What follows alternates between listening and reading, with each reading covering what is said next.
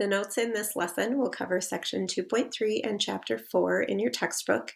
Make sure you pause the video at any time if you need to take more time to write down the information. So before you take the notes, make sure you have your blue notes packet available so you can copy down all of the slides. All right, I'm going to go into present mode so you can see these a little better. All right, so on the periodic table, these are the 4 things that are shown in each box on the periodic table. So the atomic number is usually listed above the symbol. The atomic number identifies the element, and it also identifies the number of protons in the element, which we'll discuss more in a bit. The symbol is usually in the middle. It's usually a 1 or 2 letter symbol. The name is on top. And then this number at the bottom represents the average atomic mass, which is also referred to just as atomic mass. This is an average of all of the isotopes of carbon. So in the next set of notes, you will learn what that is and how to calculate it. For now, you just have to know what each piece of information on the periodic table represents. So the periodic table is arranged in groups and periods. So groups are vertical columns on the periodic table. Columns go up and down. And one thing about elements in the same group is that they share similar physical and chemical properties. So all the elements in a vertical column usually will share similar physical and chemical properties. The other classification on the periodic table is a period. Periods are horizontal rows, so periods go from left to right. So on your periodic table in the notes, make sure that you label that groups are vertical and the periods are horizontal.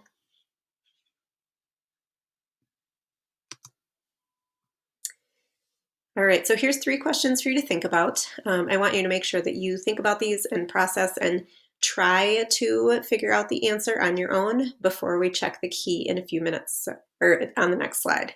So if you need to pause for a few minutes to process and make sure you answer the question, please be sure to do so.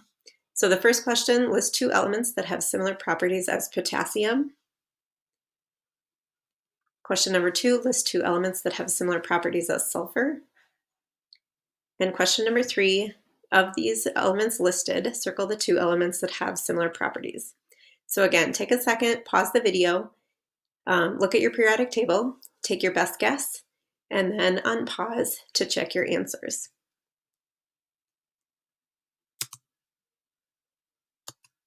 All right, here are your answers with a little explanation. So for question 1, potassium is in group 1A, so elements like sodium, lithium, rubidium, cesium, and francium all will share similar properties as potassium. The only one that does not is hydrogen. Hydrogen is in group 1A, but all the elements in group 1A are metals, and hydrogen is not a metal. Hydrogen actually doesn't really fit anywhere on the periodic table, but it's a light gas and it only has 1 proton, so they put it at the beginning. So hydrogen is in group 1A, but it does not share the properties with the other elements. So that is one exception that you'll have to be careful of and watch out for. Question 2, list 2 elements that have similar properties as sulfur. Sulfur is in group 6A, so elements like oxygen, selenium, tellurium will all share similar properties as sulfur. And then question 3, calcium and barium are the 2 elements in this list that will end up sharing similar properties because they are both in group 2A. All right, moving on to chapter 4 notes. This is getting into the atomic structure. So an atom is the smallest particle of matter that retains the element's properties. And the 3 subatomic particles within an atom are protons, neutrons, and electrons. So next we'll complete this table regarding protons, neutrons, and electrons. Starting with protons, the symbol for a proton is a P with a plus sign. The relative charge for a proton is positive. The relative mass is 1 AMU. So AMU represents atomic mass unit.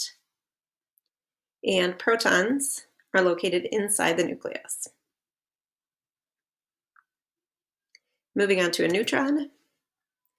The symbol for a neutron is an N with a little 0. Above is a superscript. Neutrons are neutral, which means they do not have a charge. The relative mass is also 1 AMU, and neutrons are also located within the nucleus. So protons and neutrons are the two particles that are located inside the nucleus of an atom. Electron, the symbol is an E with a little negative symbol. Electrons are negative. They do have a slight mass, but for our purposes, we do not use the mass of an electron to calculate mass number, so we can just say electrons essentially have a mass of 0. And electrons are located outside the nucleus in the electron cloud. So again, if you need more time to write down this information, be sure to pause before you move on.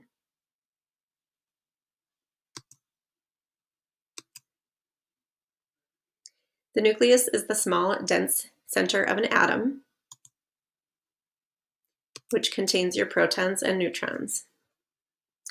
So if we draw a picture of a carbon-12 atom, and if we label our protons, neutrons, electrons, we'll see how well I can draw this. So the two particles that are inside the nucleus are protons and neutrons. So carbon-12, this is the symbol for carbon-12. So we'll get more practice with this later, but this top number is your mass number. So it's hard to write with this, so I apologize for my sloppy handwriting. So mass number. You'll get more practice with this later. This bottom number is the atomic number. And the atomic number also represents the number of protons in the nucleus. Whoops, my writing is getting a little shaky. Okay, that's your atomic number at the bottom. So because the atomic number of carbon is 6, that means it's the 6th element on the periodic table.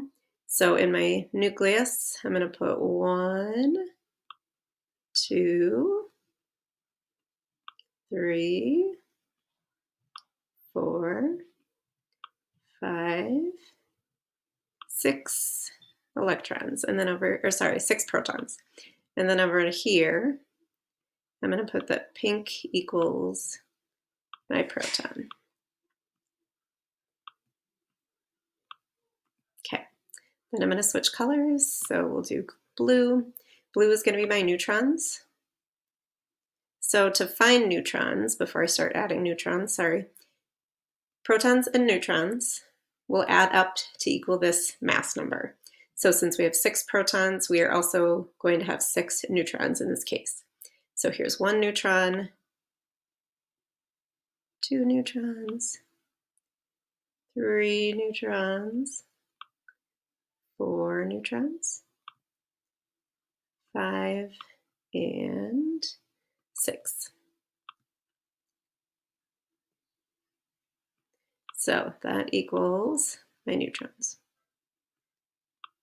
Oops, my N didn't transfer very good. Okay, so now I'm going to switch colors again. We'll do bright green. And bright green is going to represent my electrons. So those are my electrons. And electrons are located outside of the nucleus. So for now, with atoms, atoms are neutral, which means that the positive charges have to equal the negative charges. So if I have 6 positive charges in the nucleus, I am going to need 6 negative charges out here on the electron cloud.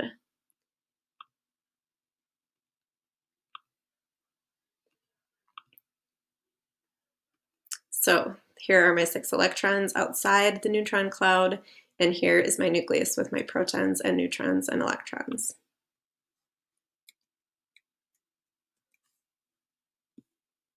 Oops, let's see if I can advance here.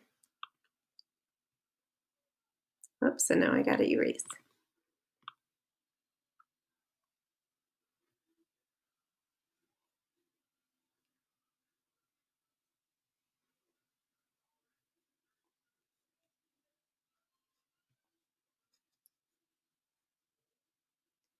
All right, sorry. I apologize for my time erasing. Okay, last few terms that you'll write down today, and then we'll do more practice another day, is atomic number, identifies the element on the periodic table. This number represents the number of protons. Mass number, which is not on the periodic table. The number listed on the periodic table is called the average atomic mass, not mass number. So you have to be super careful. Mass number is not on the periodic table, and it describes one specific isotope. Mass number is found by taking the number of protons and adding them to the number of neutrons.